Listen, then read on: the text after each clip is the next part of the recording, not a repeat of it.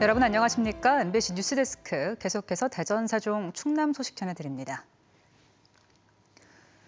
지난 주말과 휴일 사이 대전에서 코로나19 확진자 49명이 무더기로 나왔습니다.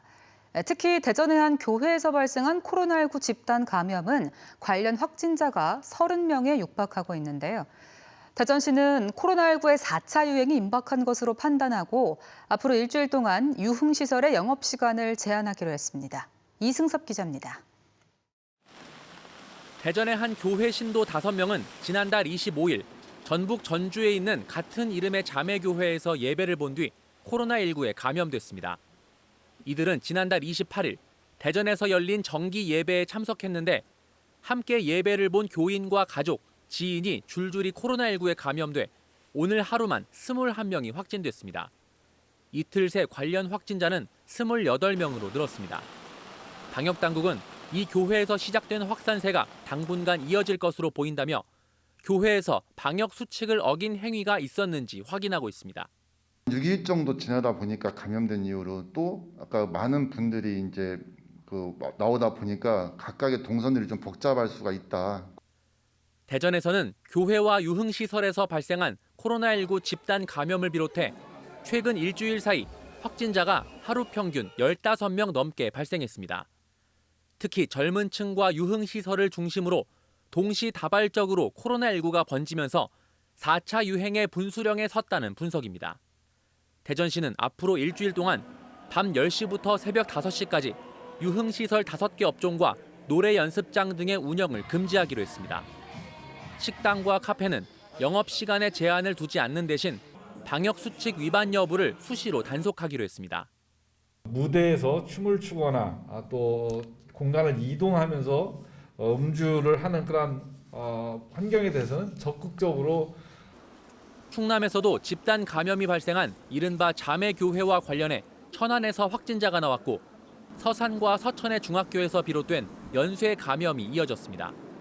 세종에서는 전북 전주의 가족 모임에서 시작된 연쇄 감염이 이어진 가운데 집단 감염이 있었던 종촌 초등학교의 확산세는 한풀 꺾였습니다.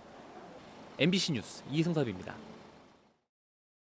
본격적인 영농철이 시작됐지만 가뜩이나 일손이 부족한 농촌에서는 코로나19로 외국인 근로자 부족 현상이 심화되면서 농가들의 시름이 깊어지고 있습니다. 품삯은 하루가 다르게 올라가는데 일손을 구하기가 하늘의 별 따기처럼 어렵다고 합니다. 조형찬 기자가 보도합니다. 2년근 종묘가 심어진 태안의 한 인삼밭. 지지대를 세우며 차광박을 설치하는 작업이 한창입니다. 예년 같으면 사흘 안에 끝날 작업이지만 올해는 일손이 부족해 작업이 한없이 지연되고 있습니다. 군목 두는 것도 한 3팀이 하면 이것도 뭐 한 이틀이면 끝나는데 혼자 살려면 며칠 해야 돼. 사람 있으면 이게 한 2팀 더 붙여가지고 빨리 뚫고 이거를 빨리 하면 며칠 했으면 날씨 좀 삶이 다 올라오거든. 28년째 알타리를 재배해온 이종현 씨는 지난해는 일손이 부족해 밭의 10%를 아예 갈아엎었습니다. 올해도 파종 시기가 다가오고 있지만 벌써부터 걱정이 앞섭니다. 농번기면 하루에도 40-50명의 근로자가 필요하지만 일당 13만 원씩으로 웃돈을 주고도 일손을 구하기가 쉽지 않기 때문입니다. 좀 묶어본 사람들을 쓰자면 사람이 없는 거요.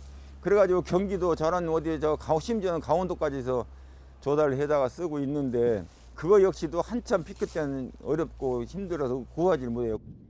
코로나19 여파로 충남에서만 지난 2년간 입국이 막히거나 지연된 농업 분야 외국인 근로자는 1,420명으로 추산되고 있습니다. 특히 농번기에 많은 인력이 집중적으로 필요한 시설 채소와 과수 농가는 작업 지연으로 생산과 품질 저하까지 우려되는 상황입니다. 충남도는 정부 차원에서 추진 중인 외국인 고용 한시적 허용 대책을 적극 도입하고 농작업 지원단 운영도 외국인 근로자까지 확대하기로 했습니다.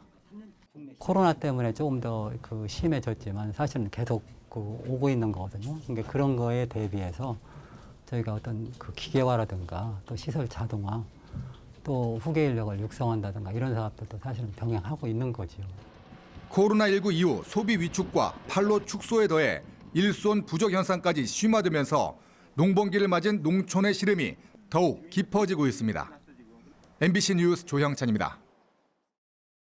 충청남도 초대 자치경찰위원회 위원장으로 임명된 72살 A씨가 파출소에서 소란을 피워 물의를 빚고 있습니다.